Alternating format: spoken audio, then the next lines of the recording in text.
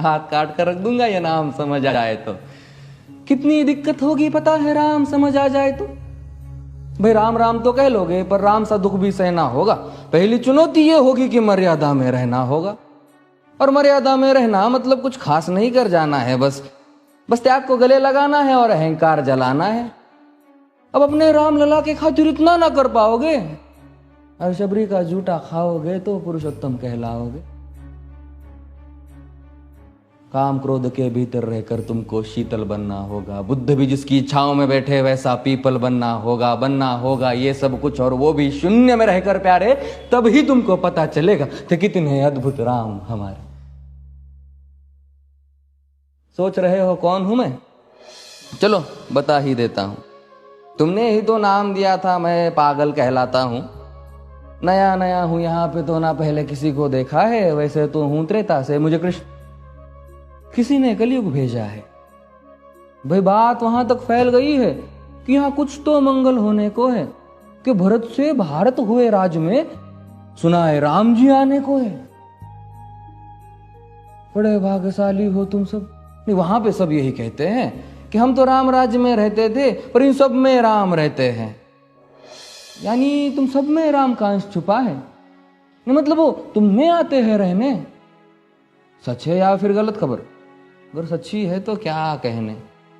तो सबको राम पता ही होगा, घर के बड़ों ने बताया होगा।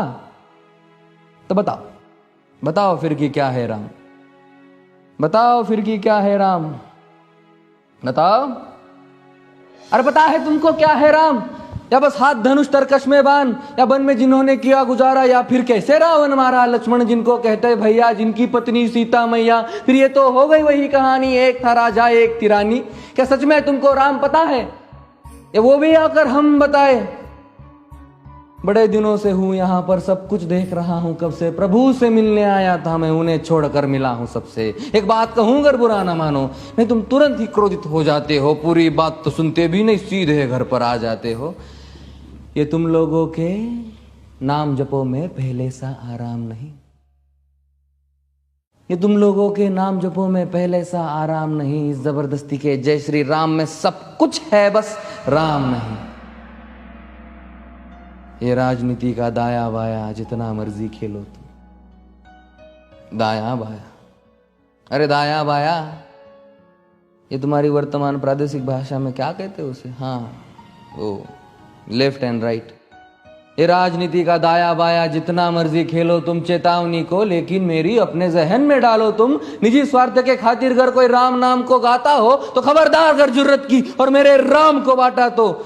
भारत भू का कवि हूं मैं, तभी निडर हो कहता हूं राम है मेरी हर रचना में, मैं बजरंग में रहता हूं। भारत की नींव है कविताएं और सत्य हमारी बातों में, तभी कलम हमारी तीखी और साहित्य हमारे हाथों में। तो सोच समझ कर राम कहो तुम। ये बस आतिश का नारा नहीं, जब तक राम हृदय में नहीं तुमने राम पुकारा नहीं। राम कृष्ण की प्रतिभा पर पहले भी खड़े सवाल हुए। ये लंका और ये कुरुक्षेत्र यूं ही नहीं थे लाल हुए। अरे प्रसन्न हंसना भी है और पल पल रोना भी है राम। सब कुछ पाना भी है और सब पाकर खोना भी है राम।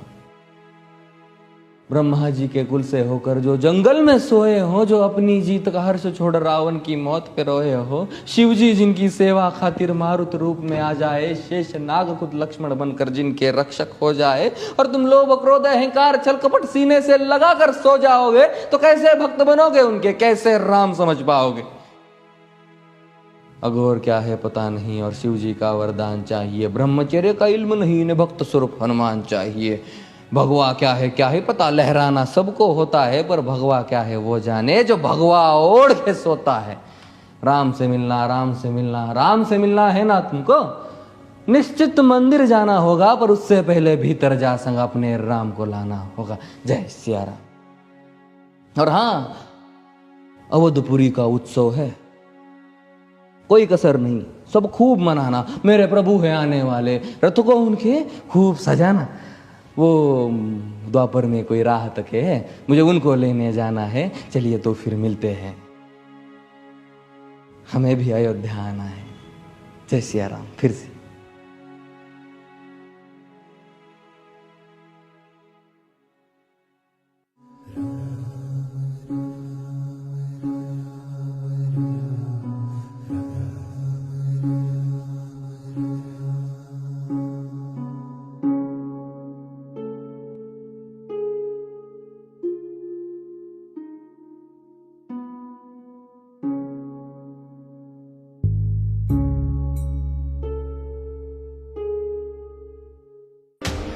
खबरों की दुनिया से लेकर संघर्षों की कहानी तक, क्षेत्रीय खबर और संस्कृति के संग बुंदेली माटी से बना एक अंग। बुंदेलखंड 24/7, स्वतंत्र बुंदेलखंड, सफल बुंदेलखंड।